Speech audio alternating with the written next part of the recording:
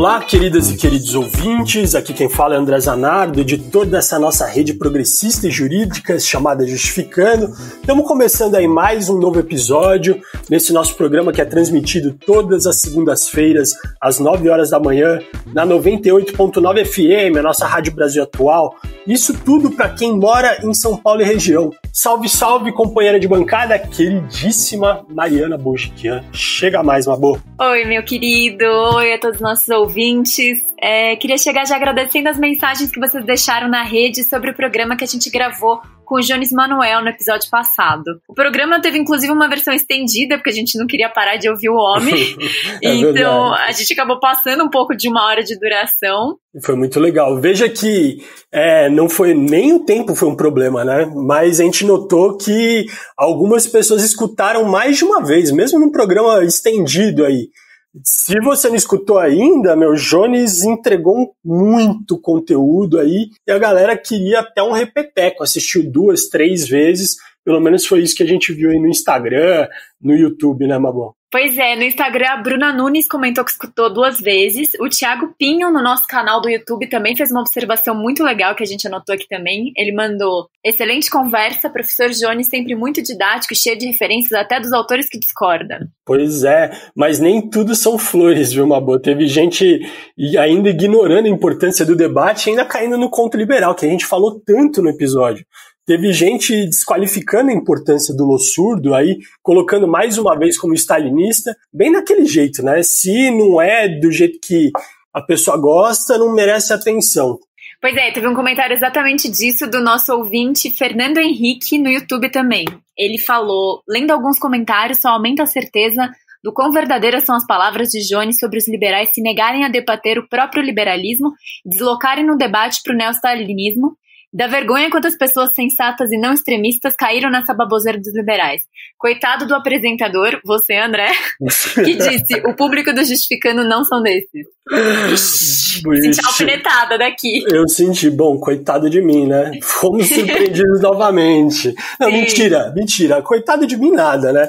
Nosso público sabe que a gente não foge do debate e obscurantismo aqui, não tem vez. Quer debater stalinismo? Para sentar aqui, independente da posição, tem que gastar verbo, porque no final de contas, isso aqui, né, Mabô, é feito para fomentar o pensamento crítico. Escutem, analisem, formem aí o seu juízo e sejam felizes, minha gente. Brincadeiras à parte, valeu o comentário, Fernando, aquele abraço, viu? É isso, gente. Obrigada a todos vocês que comentaram e divulgaram nas redes sociais do Just. Segue a gente lá, _ Justificando, e no Twitter é Justificando. E no YouTube também é Justificando. Coloca Justificando, vocês vão achar, gente. Vocês vão achar o Jotinha lá, tá tudo certo. Sim, o Jotinha vermelhinho, vermelho vinho, vermelho grená. Bom, vamos começar nosso programa? Bora! Bom, gente, hoje o assunto é relações internacionais, multilateralismo, políticas do meio ambiente, indígenas. A gente quer entender como o mundo tá vendo tudo que tá acontecendo no Brasil nesse momento. E claro, a ideia é discutirmos tudo isso para além da percepção de mídia, mas como os governos, o mercado estão acompanhando essa desgraceira toda, né? Para começar a abrir a nossa discussão hoje, a gente vai começar com o time da casa, a Sheila de Carvalho, nossa colunista, que tá super presente esse ano, tá novamente aqui com a gente. Para quem não conhece, ela é advogada de Direitos Humanos e da Uniafro Brasil, coordenadora do Núcleo de Violência Institucional da Comissão de Direitos Humanos da OAB São Paulo. Bem-vinda, Sheila! Olá, Mabô, olá, André, sempre bom estar aqui com vocês para mais um tema quente no debate das nossas conjunturas. Sucesso! Vamos lá, e para compor o nosso time de especialistas no programa de hoje, está aqui conosco Paulo Lugon, ele é jurista e pesquisador internacional. Ele é graduado em Direito pela Universidade Federal do Espírito Santo, mestre pela Utrecht Universitat em Proteção Europeia e Internacional dos Direitos Humanos. Ele é doutor também pela Catholic University Louvain e é consultor ad hoc do Conselho Nacional de Direitos Humanos. O Paulo foi advogado do Centro pela Justiça e Direito Internacional, assessora lá da Missão Permanente do Brasil na ONU, em Genebra. E ele aí é um representante da coalizão, da Conectas, da CELS, e tudo isso lá na ONU, né, lá em Genebra. Ele atua como consultor para organizações da sociedade civil e é vítima de violações de direitos humanos, é também parecerista em questões relativas à proteção internacional de direitos fundamentais, tanto no âmbito internacional e aí olhando pelo olhar europeu também. Seja muito bem-vindo, Paulo, muito bom ter alguém com um currículo tão vasto e importante aí para esse olhar internacional. Muito obrigado, viu? Obrigadíssimo, é um prazer ser convidado aí, né, e ter um painel tão qualificado aí de debate. Só uma correçãozinha, eu tive o prazer enorme de fazer parte dessa coalizão das CELS Conectas e Humana, né, mas foi no passado, a Camila está aí, a gente fez um trabalho bem legal na ONU essa época. E para fechar nossa mesa internacionalmente qualificada, temos Camila Azzano, formada em Relações Internacionais pela USP, com mestrado em Ciência Política pela USP também. Ela é diretora do programa da Conectas Direitos Humanos, onde, entre outras atribuições, ela coordena um trabalho de advocacy nacional e internacional. Ela já participou de várias sessões do Conselho de Direitos Humanos, de eventos e cúpulas internacionais e por muitos anos coordenou o programa de política externa da Conectas. Ela é conselheira do Conselho Nacional de Direitos Humanos. Bem-vinda, Camila! Olá, Mabu. Obrigada pelo convite. Como vai, André? Opa, obrigado, viu? Eu acho que esse programa aí é mais um programa imperdível, hein, Mabu? Sim, eu amo nossos especialistas. A gente sempre tem um time de peso. Podemos rodar a vinheta já com essa mesa, né? Roda a vinheta.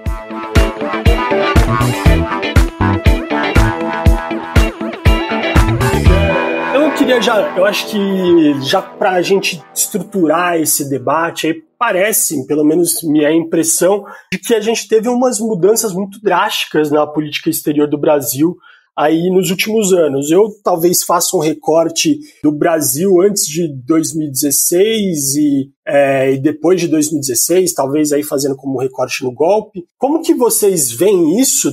Vocês podem passar um pouquinho do panorama de como que era a política internacional do Brasil antes desse período e depois? Se é que a gente pode fazer esse recorte, quem que pode abordar para a gente primeiro? Pode ir, Camila? Se a gente pensar a atuação internacional do Brasil, ela já remonta de muitos anos, sempre com uma atuação de muito destaque e prestígio.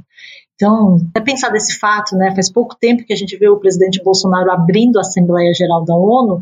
Isso não é algo para Bolsonaro, mas é uma tradição que a ONU estabeleceu e que já mostra esse relevo do papel internacional do Brasil e na diplomacia. E a diplomacia brasileira, comparada com os outros países, ela é sempre vista como uma diplomacia muito habilidosa e muito profissional e também exitosa.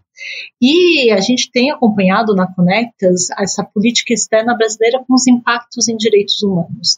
E o Brasil vinha tendo um papel de grande liderança em temas importantes da agenda internacional. Muitos dos temas em que o Brasil estava mostrando avanços internos no combate a desigualdades, no combate à fome, isso conseguindo ser transposto para iniciativas internacionais, mas também em pontos onde o Brasil até nem tinha tantos avanços internos, mas que conseguia, no âmbito internacional, conquistar esse papel de destaque. Então, se a gente pegar todo o avanço que foi feito na parte internacional com relação a direito à saúde, o Brasil sempre teve um protagonismo ali até de destaque. Então, no próprio Conselho de Direitos Humanos da ONU, a relatoria, né, que é um dos instrumentos principais desse Conselho da ONU, para a saúde, foi uma iniciativa do Brasil, de criação do Brasil. Em outras agendas onde a gente ainda tem, inclusive, dado pequenos passos e passos tímidos, como a questão da orientação sexual e identidade de gênero, o Brasil talvez caminhou mais externamente, porque o Brasil foi o primeiro país a dar esse passo para reconhecer a violação e a violência contra pessoas por questões de orientação sexual e identidade de gênero por meio de uma resolução. Então, esse protagonismo positivo do Brasil, ele era muito presente, reconhecido pelos outros países, e desde alguns anos o Brasil tem perdido cada vez mais esse protagonismo, mas junto com a perda de protagonismo, o Brasil tem perdido credibilidade. Eu acho que isso é gravíssimo, porque era um país que tinha contribuído tanto para avançar, e esses avanços eles são em pequenos passos, mas são passos importantes para ampliar o reconhecimento de direitos internacionalmente. Agora é um país que atua contrariamente, e é isso que a Conectas, no nosso trabalho aí constante de monitoramento, tem visto nessa atuação internacional. É possível se perceber que isso aconteceu eventualmente depois da gestão do Temer, ou não faz sentido isso? Faz, e inclusive para quem acompanha ali sessão a sessão do Conselho de Direitos Humanos e outros espaços internacionais, a gente já vê essa retração, inclusive de assuntos importantes em que vai tendo uma mudança de posição e de votos. Então o Brasil ele vai rompendo com uma tradição. Isso ficou bem presente, marcante no governo Temer, mas quando o Bolsonaro assume, ele já, na verdade, antes de assumir, né, na época da campanha já fazia ali, já vociferava contra muitas dessa agenda internacional de direitos humanos. Inclusive, um dos primeiros atos da política externa de Bolsonaro foi se retirar do Pacto Global para Migrações da ONU. Então, isso daí foi logo no início do governo, em 2019, no ato já mostrando esse alinhamento automático, né, e com os Estados Unidos, porque os Estados Unidos também tinham se retirado desse pacto global, sendo que é um pacto que mais beneficiava brasileiros do que, se for pensar, migrantes aqui, porque a gente tem mais brasileiros vivendo fora do Brasil do que migrantes vivendo no Brasil em termos numéricos. Então, essa atuação de Bolsonaro já foi, por meio, né, da sua política externa, né, Sr. Araújo, já foi ali um recado, mais do que um recado, né, um ato concreto de descolamento do Sistema Internacional de Direitos Humanos. E tudo foi só piorando. Então, o primeiro discurso da ministra Damares na ONU, no Conselho de Direitos Humanos, ela já fez questão de falar que no entendimento desse governo, a vida ela deve ser preservada desde a concepção, e já abrindo toda essa linha de ataque e criminalização às mulheres e toda a questão do aborto seguro. Pessoal, posso fazer uma pergunta assim? Eu não manjo de diplomacia, não sei o quanto esses danos são irreversíveis. Então eu fico pensando, essa tradição que o Brasil tem historicamente nas relações internacionais vem de muitas décadas, né? Ela foi construída durante muito tempo. E aí esse curto espaço que a gente tem agora, desses 4 anos para cá, em que toda a percepção internacional sobre o Brasil vem se alterando, se possivelmente, né, tivermos de novo uma reversão dessa forma de fazer diplomacia, assim, a gente recupera o prestígio ou é um dano que vai demorar muito tempo para ser sanado, mesmo se a gente tirar o Bolsonaro e tentar reverter o processo? Então, eu quero só dar uma complementada aqui. Na verdade, a gente tem uma política externa desde o Barão do Rio Branco, em que, né, as fronteiras com os outros países foram demarcadas de forma pacífica, né?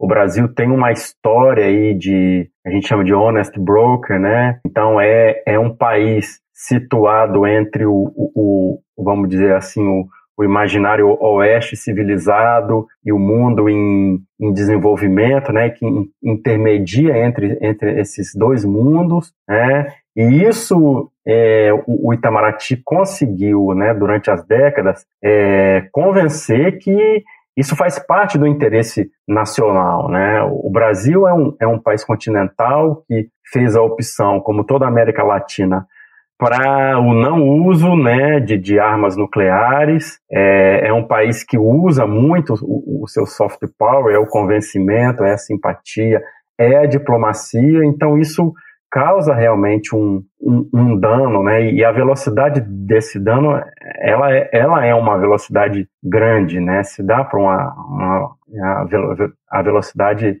gaguejei aí, mas a velocidade então a Mabô perguntou, né, como é que se isso é reversível.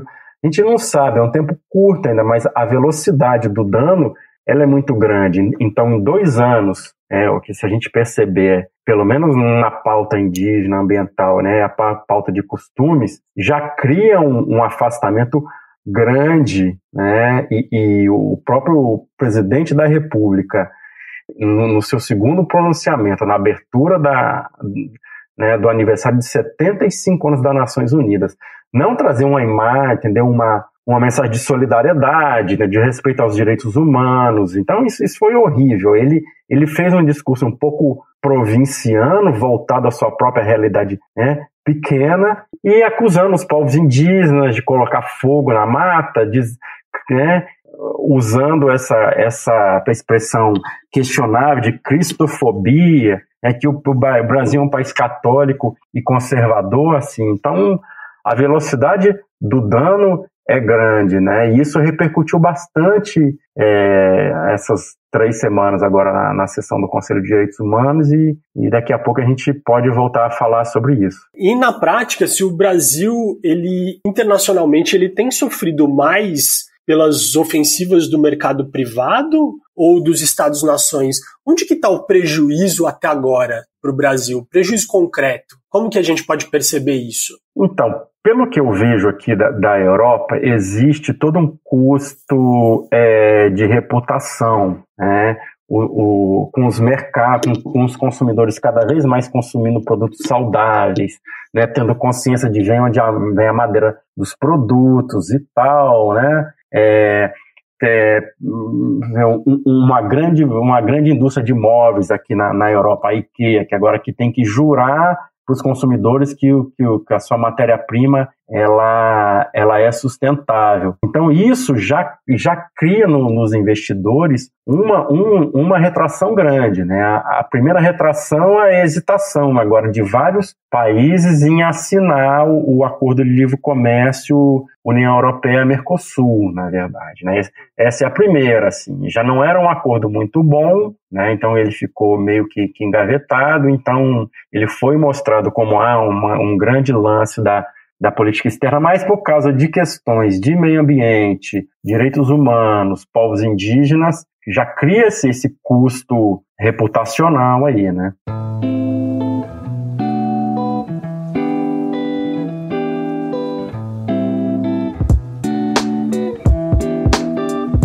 Então eu estava pensando aqui, Paulo e Camila, é bem interessante essa contextualização que vocês dão. E quais são as agendas que a gente tem hoje que são mais preocupantes a nível de retrocesso das posições do Brasil dentro desses espaços de proteção de direitos, né?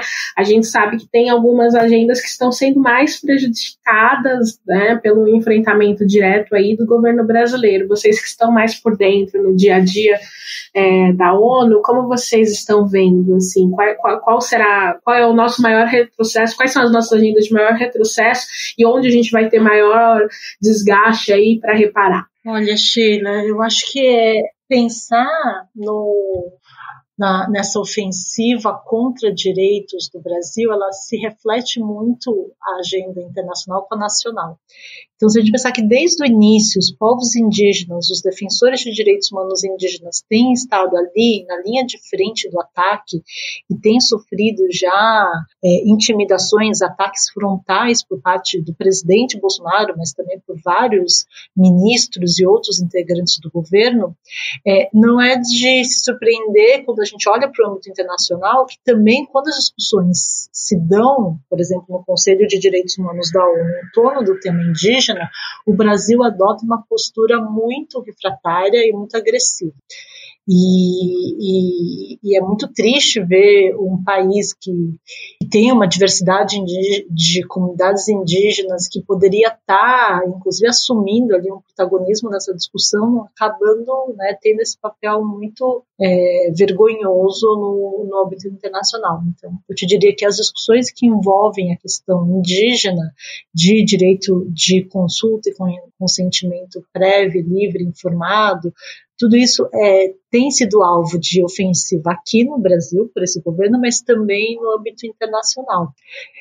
O que também chama atenção são as ausências, né? Então, a gente tem muitas agendas que a gente pode conversar até mais sobre isso com relação a gênero, liberdade de religião, em que o Brasil está numa ofensiva e virando quase como, né, capitaneando as ações contrárias a resoluções, declarações que visem a proteger direitos.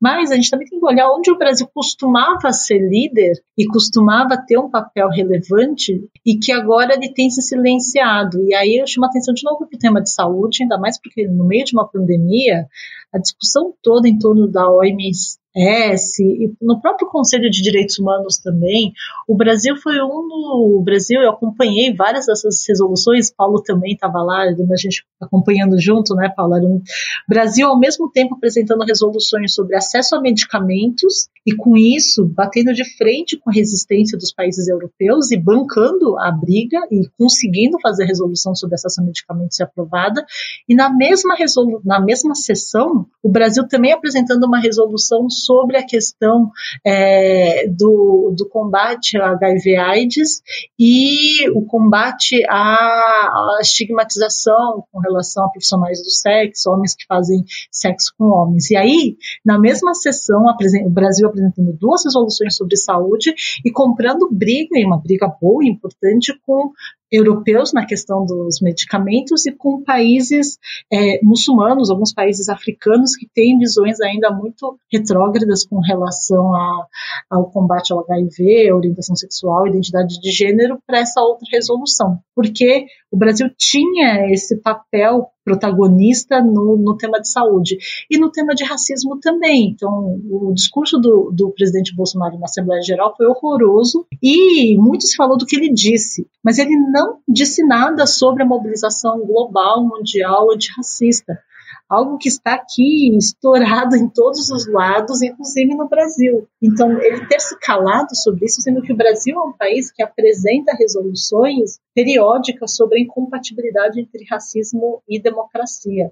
Então, acho que nesse caminhar que a gente tem visto da política externa de Bolsonaro, a gente tem virado pária em agendas que o Brasil era visto como um país progressista, um país importante no reconhecimento de direitos, e o Brasil tem se encolhido em agendas onde ele já tinha conquistado um papel de liderança. Em relação a esses órgãos internacionais, vem se falado muito sobre uma suposta crise do multilateralismo, e aí eu queria perguntar para vocês que estão dentro, se isso é uma tendência real, que realmente pode colocar essa rede de cooperação internacional e de diálogo mútuo em risco, ou se é o Brasil mesmo que está comendo bola, enfim. O que vocês acham? Qual que é a percepção que vocês têm? Então, só vou lançar a primeira bola aqui. Na verdade, o multilateralismo ele chega a um limite, né? Uma fase que chega aí um pouco depois da Guerra Fria, né? Então que o mundo se une e aí você tem toda a euforia, né? Pelo menos na diplomacia de direitos humanos da Declaração de Viena, que diz que todos os direitos são complementares, indivisíveis, né, e que se reforçam mutuamente, que isso dá uma cola ideológica mais ou menos aos mundos socialista e capitalista, né, mas a partir do surgimento dos neoconservadores, esse momento de reflexão ele vira uma crise mesmo, eles pioram. A gente consegue fazer um recorte de quando isso? Por exemplo, já o euroceticismo, né, com a saída do Brexit, que foi uma aposta, né, foi uma aposta errada e também veio com toda essa campanha de fake news, né, que o Reino Unido ia gastar bilhões se ficasse, mas está gastando muito mais no processo de saída, já é uma tendência do desengajamento do Reino Unido da União Europeia, né? Na Organização Mundial do Comércio, a gente vê os Estados Unidos muito assessorado pelo Brasil, né, no movimento de parar o mecanismo de controvérsias, que parou. Então, quer dizer, o comércio, na verdade, né, os diferendos do comércio, o litígio do comércio lá, é que faz as nações resolverem suas diferenças em paz, né? Então, o Trump sim deu uma brecada nisso. O Brasil ajuda, né? Isso está nos registros da OMC. No Conselho de Direitos Humanos também, os Estados Unidos saíram, né, e teve uma vaga ocupada pela Islândia. Eu nem sei como é que está isso, né? Os Estados Unidos, com todos os defeitos que tinham, é o xerife do mundo, é isso, aquilo, mas emprestava ali o seu papel forte em várias questões de liberdades públicas, né? Então existe, e o Brasil, com esse discurso agora do Bolsonaro, provincialista, né, exagerando na questão da soberania, ele piora. E o pior é que é o seguinte, ele piora em detrimento do interesse nacional nosso, né? Então, assim, não houve nenhum ganho na balança comercial do Brasil com os Estados Unidos. O Brasil, assim, não tem nenhum outro lucro, né? Estou falando, mesmo que seja um lucro condenável, mas não tem. Então, é um negacionismo, isolacionismo que vai contra o nosso DNA mesmo, a nossa vocação. O interesse nacional. Ô Paulo, você falou agora do papel dos Estados Unidos. Isso se encolheu com o governo Trump, mas existe a possibilidade dele não se reeleger. Então, como é que, enfim, qual seria a consequência para o Brasil e para o governo Bolsonaro caso o Trump perca para o Joe Biden agora? E se, enfim, esse papel dos Estados Unidos seria eventualmente retomado, assim, qual que é a agenda do Biden para isso? Bom, deixa eu dar uma polida na minha bola de cristal aqui. Exercício de pura adivinhação, Não, não tô falando se você acha que ele vai ganhar. Eu tô dizendo se você acha como seria se efetivamente ganhasse. Porque o Biden ontem no debate presidencial, ele citou explicitamente o Brasil, né? Não sei se vocês essa é uma agenda, sim, essa é uma agenda fortíssima né? Tanto do Trump, né? Essa negação a mudanças climáticas e tal. Eu acho que deve ser uma vergonha grande, né, para a administração, para o governo Bolsonaro em si, para a cúpula, né? Mas em o Biden ganhando e reafirmando o multilateralismo, né, com todos os efeitos que os Estados Unidos têm, né, reafirmando e tal, é lógico que as relações Brasil e Estados Unidos, elas tomam um outro rumo, pode vir até certo ponto, né, enfraquecer o governo Bolsonaro, mas as relações Brasil e Estados Unidos são complexas em várias outras agendas aí, né, mas que seria uma derrota internacional para o Bolsonaro, isso sem dúvida, né, ele ficaria sozinho no continente com esse isolacionismo. Sheila, quer complementar? Sim, eu ia perguntar, ele tá sozinho mesmo, né? É só o Brasil e Estados Unidos que estão indo nesse tipo de postura, ou isso se casa com outras rupturas democráticas que a gente tem visto aí em alguns países, né, que estão flertando para o neofascismo, neonazismo, né, que estão tendo esse comportamento no âmbito doméstico, e isso está se refletindo no âmbito internacional também, na comunidade internacional? Olha, Sheila, infelizmente o Brasil não está sozinho nessa onda de retrocessos e de políticas populistas autoritárias. Tem os Estados Unidos, que Paulo comentou super bem, mas também tem outros países que têm se aliado ao Brasil, inclusive em uma aliança internacional pela liberdade religiosa, que é Polônia, Hungria, e em outras discussões a gente vê a Filipinas, né, com Duterte, toda a sua política de execução sumária e uma fracassada, mas muito violenta política de drogas. E o Brasil, então, tem pares, infelizmente, só que são pares que já são amplamente reconhecidos como autoritários. Então, é muito triste ver o Brasil sendo colocado nesse pequeno grupo, infelizmente não tão pequeno, mas ainda assim autoritário e ainda assim excluído, né? Ainda assim sendo visto como pária.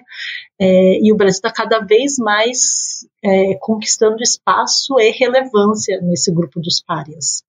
Então, em votações que a gente acompanha em Genebra, quando você vai ver quais os países votaram junto com o Brasil, é um grupo onde não gostaríamos de estar, em temas, por exemplo, como gênero. A gente está lá junto com Líbia, com Afeganistão, com Catar. Então, olhar para quem está próximo próximo, né, e quem está adotando posturas internacionais parecidas é bem problemático. E eu queria também voltar um pouquinho para essa pergunta sobre a crise do multilateralismo, porque em muitos casos o Brasil segue ali os passos dos Estados Unidos sem, como o Paulo disse, avaliar o quanto isso é de interesse mesmo do Brasil ou não.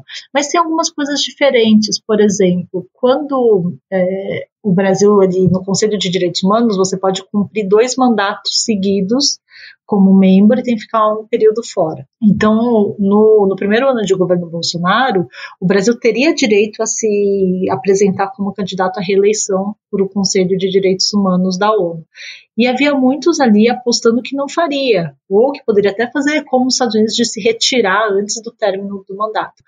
Mas Bolsonaro apresentou a candidatura, Ernesto Araújo colocou ali um capital diplomático para que fosse reeleito e a ministra Damares também. Então, em alguns aspectos, a gente sabe que o Brasil, para ter alguma relevância internacional, o multilateralismo ele é necessário. Nós não somos nos Estados Unidos, que tem o poderio econômico, militar e nuclear para poder fazer valer suas vontades no âmbito internacional. Então, o multilateralismo ele acaba sendo muito necessário para o Brasil. A gente sabe disso. Não é à toa que Bolsonaro se preparou e depois teve aquela participação um pouco constrangedora ali no Fórum Mundial Econômico, e que ele vai todo ano fazer discurso na Assembleia Geral, porque tem ali uma necessidade, porque por mais que o Brasil tenha o seu soft power, ele ainda precisa do multilateralismo para questões muito concretas, né? Então a gente teve agora o BID, a eleição do BID, que ganhou pouca atenção essa discussão, mas foi rompida uma tradição desde o início. Desculpa te interromper, Camila, o que é isso que você falou? O BID? O BID é o Banco Interamericano de Desenvolvimento. Ah, tá, desculpa. Não, imagina, que é uma das instituições que acaba sendo muito importante para financiamento de projetos de infraestrutura aqui nas Américas, e que havia um acordo desde sempre de que o presidente ou a pessoa que ocupasse a presidência não seria dos Estados Unidos, seria de um dos países da América Latina. E esse ano essa tradição foi rompida pelos Estados Unidos, que apresentaram candidatura, e o Brasil apoiou essa candidatura. E o Brasil é um desses países receptores de financiamento do BID, do Banco Interamericano de Desenvolvimento. Então, que faz parte dessa arquitetura multilateral toda. Isso também é necessário para o Brasil ainda fazer parte e se beneficiar dessa arquitetura do multilateralismo. Então, acho que é muito temeroso mesmo tudo isso que essa atual política externa de Ernesto Araújo tem feito, porque os danos para o Brasil é dano reputacional, é um dano material, comercial, que a gente já tem visto quando tem aí embaixadores se posicionando contra a questão das queimadas, avisando que isso vai impactar produtos. O Tratado de Livre Comércio do Sul correndo sérios riscos de não avançar mais por conta da política ambiental. O Brasil apresentou uma obsessão por entrar na OCDE, sendo que o ingresso na OCDE depende, inclusive, de respeito a padrões mínimos de proteção ambiental, de espaço da sociedade civil, de liberdades civis, e tudo isso está sendo colocado em risco também com essa política externa aí muito errática e extremamente pautada numa agenda que nem na Constituição não encontra respaldo, né? Porque também a gente fala pouco, mas a Constituição já determina quais são os parâmetros da política externa. Lá no artigo 4º da Constituição tem os princípios que regem as relações internacionais, e o segundo, inciso 2, fala da prevalência dos direitos humanos. Então, inclusive, a gente está aqui atentando contra a Constituição com esse tipo de política externa adotada.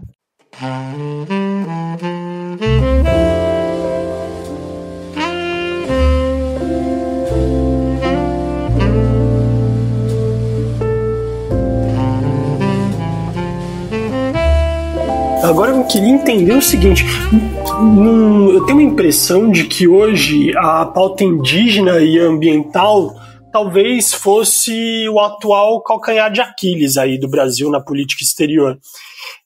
Como que o mundo enxergou as mentiras do Bolsonaro sobre as queimadas, sobre os povos indígenas, o controle da Covid naquele discurso horrível na ONU? A gente já consegue ver algum desdobramento disso? E o Brasil, ele é a pauta indígena e ambiental, ela é o calcanhar de Aquiles ou não? O que eu diria é que a pauta indígena ambiental, na verdade, é uma das vitrines, né, desse isolacionismo do Brasil, né?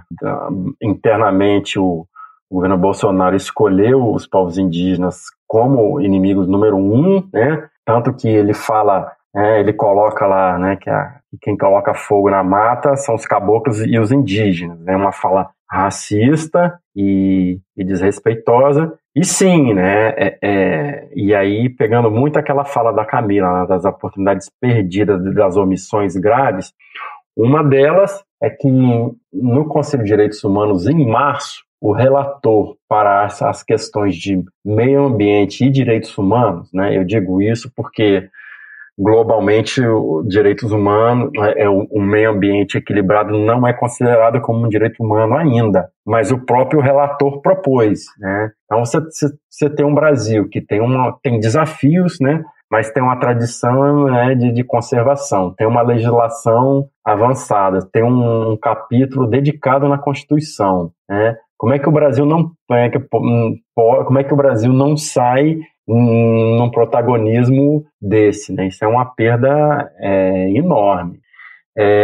O comportamento também do Itamaraty nos fóruns indígenas, ele tem sido muito na defensiva. Ano passado, no mecanismo de expertos dos povos indígenas, que teve lá os seus momentos de celebração. Então, teve um painel sobre a mulher, o papel das mulheres indígenas de destaque. Então, a Joênia Wapichana, que é a primeira mulher indígena da história, né, que é uma parlamentar, foi, né? Então, era para o Brasil usar aquilo como um festejo, uma celebração. Não, o Brasil usou aquele tempo para fazer um direito de resposta do debate anterior, né? E é por aí, né?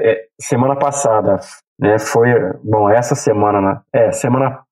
semana, desculpa, gaguejei, mas essa semana foi a semana dos debates de indígenas, né? E o Brasil não trouxe nada além de questionar os procedimentos da ONU, né? Então, quando um país começa a não dialogar, mas questionar, né, os métodos de um relatório ou de outro, e aí você já começa uma ruptura, aí você já sai da cooperação. Paulo, sobre isso, assim, o Itamaraty, ele deu uma declaração expressa no Conselho de Direitos Humanos dizendo que não reconhece o valor da declaração da ONU sobre os direitos indígenas. É isso?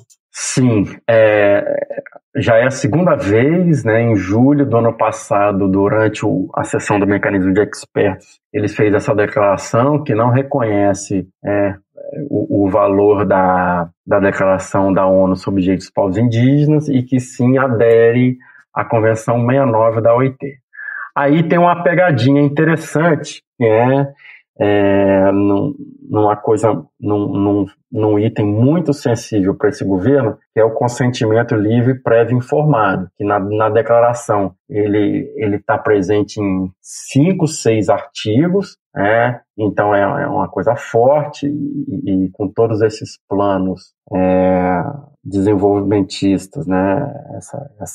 Essa secura por matéria-prima do mundo e em particular do Brasil, o Brasil não quer fomentar esse tema internamente e quer repudiar. E no artigo 6.2 da Convenção da 169 da OIT, fala-se apenas de uma consulta, que é um procedimento de boa-fé e apropriada, com o objetivo de trazer um consenso. Na verdade, é uma linguagem bem mais fraca, é um apelo que eu faço à comunidade jurídica internacional que está escutando a gente aí, que repudiem, né? Na verdade, a declaração, na verdade, o Brasil, né, essa argumentação de que se um instrumento internacional não é um tratado, ele não vale de nada, ela não é válida, né? A própria Convenção de Viena sobre os direitos dos tratados, ela confere, sim, algum valor jurídico as declarações, são manifestações de vontade. Você tem uma prática estatal do Brasil grande, já de uma década, de ser negociador, de apoiar, de vários discursos nas Nações Unidas que comprovam, sim, um valor jurídico a isso, né? E várias disposições da declaração, elas fazem parte do direito costumeiro internacional. Então, você não precisa nem de um direito escrito tratado para isso, né? É uma interpretação errônea aí do Itamaraty, né? E do governo, e que internamente a gente tem que reagir. Faço aí o meu apelo mesmo. Partindo daquela ideia do multilateralismo, enfim, e vendo muito trabalho de vocês, da perspectiva do nosso lugar de atuação no âmbito da ONU, no âmbito da comunidade internacional, né, e considerando aí especialmente o trabalho da Conectas, que preza muito pelo diálogo do Sul global, né? Queria que vocês comentassem como está essa situação no mundo, porque imagino que esse alinhamento do Brasil, que antes foi um líder, não necessariamente um líder, mas tinha um papel muito relevante em puxar aí uma articulação que mudava a ótica, né, mudava a dinâmica internacional, de ter uma construção de uma política externa com base nos olhares e nas perspectivas dos países do Sul. Né, imagino que essa aproximação com os Estados Unidos e outros países que estão indo para essa tendência mais nacionalista, mais totalitária, mais neonazista, neofascista que a gente está vendo, afasta um pouco e prejudica essa articulação e essa cooperação no âmbito do Sul global. Né? Eu acho que isso também se reverbera para além do espaço ONU e para outros espaços aí da comunidade internacional de influência. Nesse novo cenário, né, como estão as construções a partir do Sul? Né, as alianças a partir dos países do Sul e como elas poderiam ser potencializadas aí em espaços como a ONU. Sheila, você tem acompanhado bastante esse trabalho, esse olhar do Sul global, e a gente tem perdido muito. Acho que desde da ascensão de Bolsonaro e desse populismo autoritário no Brasil, muito do nosso olhar precisou se voltar ao Brasil. Então, até eu digo do lado da sociedade civil, então, tantas parcerias que nós tínhamos e atuações conjuntas com outros países do Sul, acabou que a demanda e a gravidade da situação aqui no Brasil acabou puxando muito da nossa atuação para o âmbito interno. Também porque o Brasil antes, né, eu digo como política externa, como Estado, parou de dar essa ênfase para atuações que antes eram parcerias com Índia, África do Sul, por exemplo. Nessa discussão que eu comentei antes sobre acesso a medicamentos, era uma parceria muito forte entre Brasil e Índia. E a gente tem visto, né, acho que é muito lamentável tudo que a gente está passando aqui no Brasil, desse autoritarismo, acompanhado por políticas de retirada de direitos e um nacionalismo, mas isso também tem sido visto em outros lugares do Sul, que em algum momento também tiveram ali aquele florescer de atuação mais intensa internacionalmente. Então, a Índia tem cada vez mais dado retrocessos, inclusive com perseguição violenta contra muçulmanos e caminhando para o nacionalismo religioso perigosíssimo. Na África do Sul também, a gente tem visto tantos retrocessos, passos para trás, então, de forma alguma, eu estou diminuindo o que está acontecendo no Brasil. Estou, acho que, piorando o cenário, dizendo que aqui está muito ruim e outros países onde a gente costumava ter aliados, também a gente está se sentindo cada vez mais isolado, porque esse nacionalismo, infelizmente, vai ser um vírus que pegou em várias partes do mundo. E aí, tanto norte global como sul global. Então, acho que para te responder, Sheila, eu diria que infelizmente os caminhos dos estados, parece que esses caminhos estão obstruídos no momento, então reforça ainda mais para nós, sociedade civil, termos que trabalhar juntos e pensar e não abandonar essa lógica sul-sul que tanto nos trouxe, né, de ganhos e de até questionar essa ordem internacional que era extremamente engessada antes.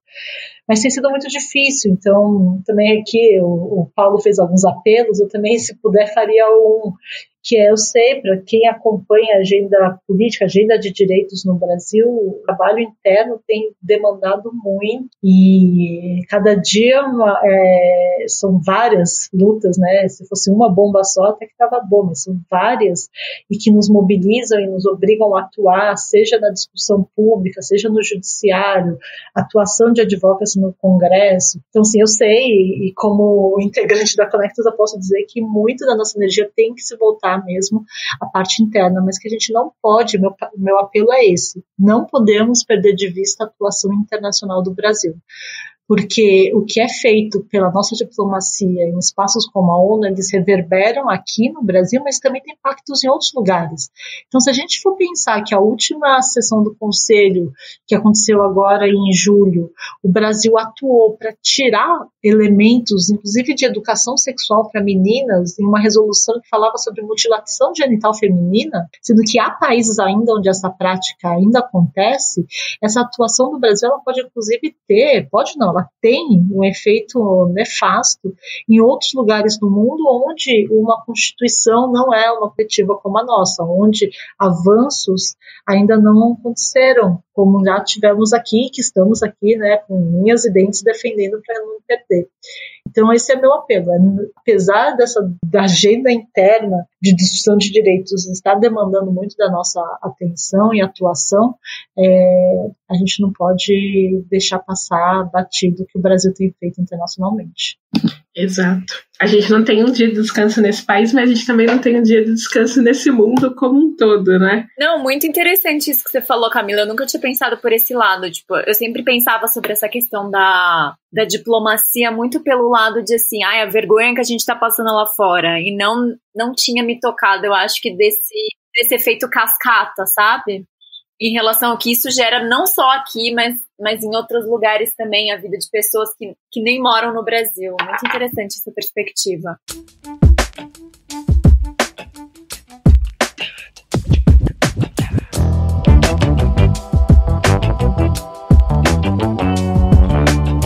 Ô Camila, você pode falar um pouco pra gente, por favor, em relação a como que o governo tem se comportado nas questões relativas à discussão de gênero e de liberdade religiosa? Tá turbulenta essa área também, né? No tema de gênero e liberdade religiosa, é importante a gente se atentar para o fato de que a diplomacia brasileira ela tem sido muito perspicaz em usar termos de direitos humanos, a gramática de direitos humanos, para avançar uma agenda contra direitos. Então, o que a gente tem visto é o Brasil usar o termo liberdade religiosa, que é um direito humano, inclusive garantido na Declaração Universal de Humanos. E esse uso do termo liberdade religiosa tem sido usado para avançar em uma visão muito parcial do que é a liberdade religiosa, como a perseguição a cristãos. Isso ficou patente no discurso de Bolsonaro, quando ele fala sobre a cristofobia, a perseguição a cristãos apenas, sendo que ele fala a partir de uma nação onde as religiões de matriz africana são extremamente perseguidas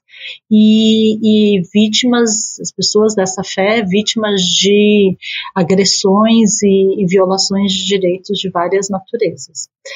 Então, usando a formulação de direitos humanos, liberdade religiosa, o Brasil tem avançado, junto com os Estados Unidos, Hungria e Polônia, principalmente, em criar uma nova visão, uma espécie de uma doutrina internacional sobre a liberdade religiosa que tem impactos na questão de gênero. Então, as duas coisas caminham muito juntas.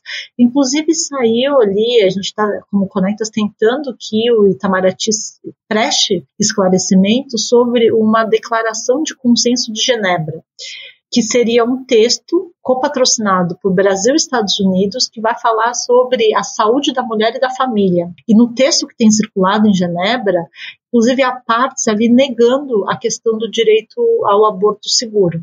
Essa declaração ela foi citada pelo embaixador americano em uma palestra que ele deu na Fundação Getúlio Vargas, e inclusive a íntegra dessa fala do embaixador americano está no site da Embaixada Americana no Brasil, em que ele diz: o Brasil, junto com os Estados Unidos, estão patrocinando essa declaração do Consenso de Genebra sobre saúde da mulher e da família. Mas como solicitamos informações mais ao Itamaraty, é muito difícil obter informações junto ao Itamaraty. Inclusive a Conectas instou as comissões de Relações Exteriores e de Direitos Humanos do Senado que convocassem o ministro Ernesto Araújo para prestar informações e esclarecimentos sobre o que seria essa declaração que o Brasil está apoiando, não é nem apoiando, né? O Brasil está encabeçando no âmbito internacional.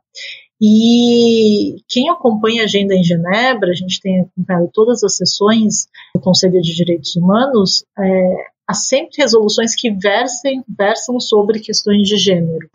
Então teve uma sobre discriminação contra mulheres e meninas, sobre violência contra mulheres e meninas, essa que eu mencionei sobre mutilação genital feminina.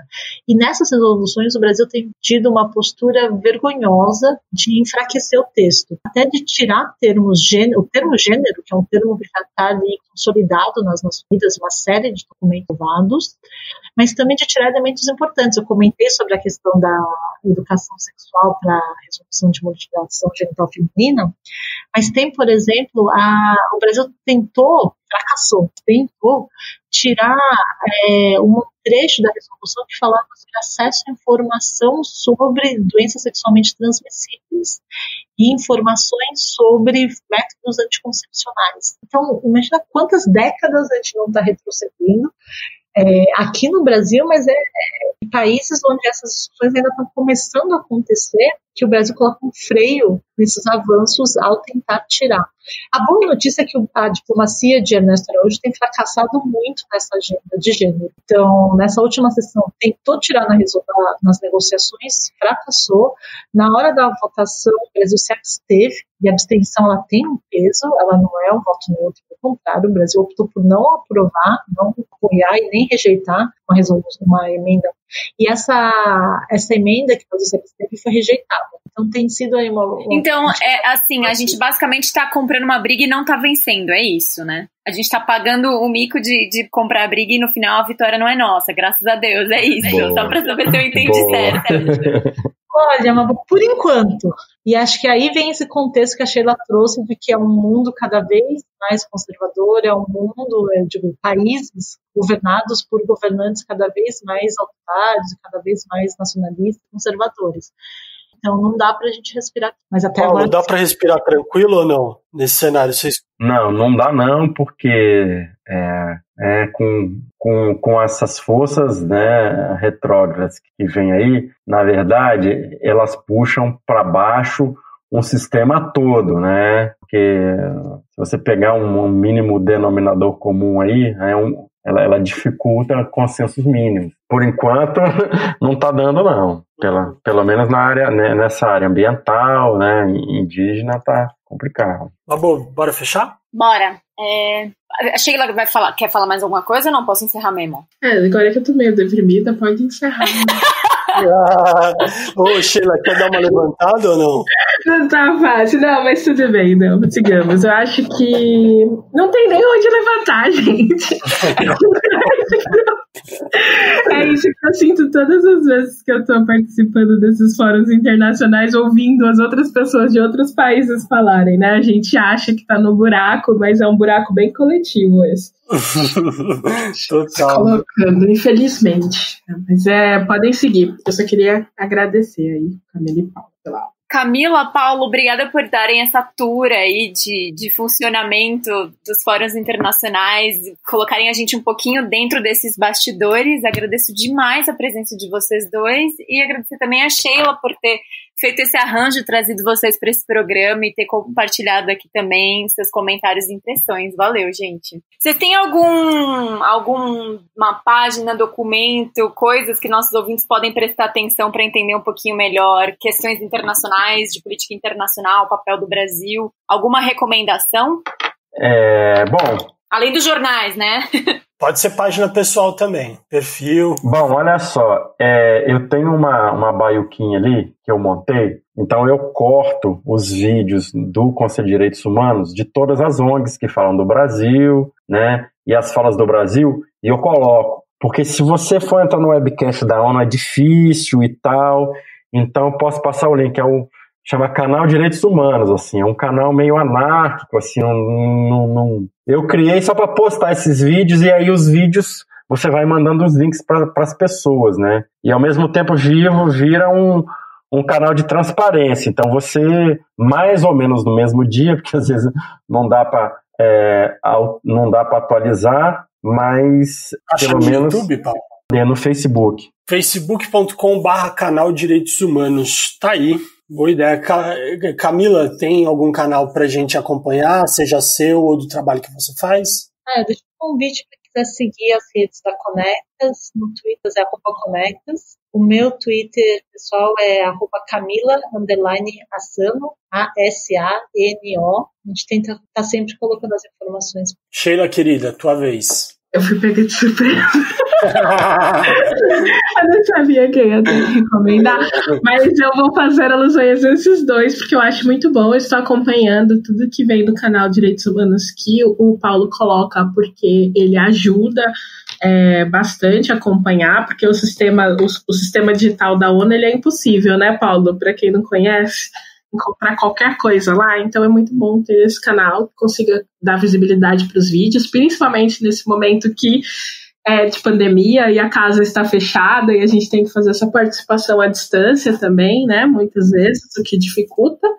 E eu sou suspeita para falar das mídias da Conectas, porque um dia já fui parte, a boa filha, né, sempre referencia a casa, mas acompanho muito e especialmente alguns artigos da revista Sur, que fica aí de recomendação para quem quiser se aprofundar mais nessas análises sobre o diálogo global. Tenho muitos artigos interessantes aí que discutem isso, eu acho que é importante. Eu também fiz parte dessa casa aí, gente, não me esquece. Não,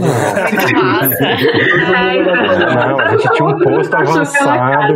tinha um posto avançado em Genebra, muito valente ali. Muito massa. Muito massa. Gente, sigam também aqui as dicas, @Filmes de Rei, para quem quiser conteúdo sobre audiovisual, é a nossa produtora que faz toda a edição aqui dos conteúdos pra gente no podcast. E também redes sociais justificando, @_justificando, seja no Instagram, no Twitter, ou joga justificando, com certeza você vai achar lá rapidão. E é isso, gente. Muito obrigado, então, pela presença de vocês. O programa foi excelente. A gente se vê na próxima semana, seja na rádio, seja no podcast. Segue aí. Um abraço. Até.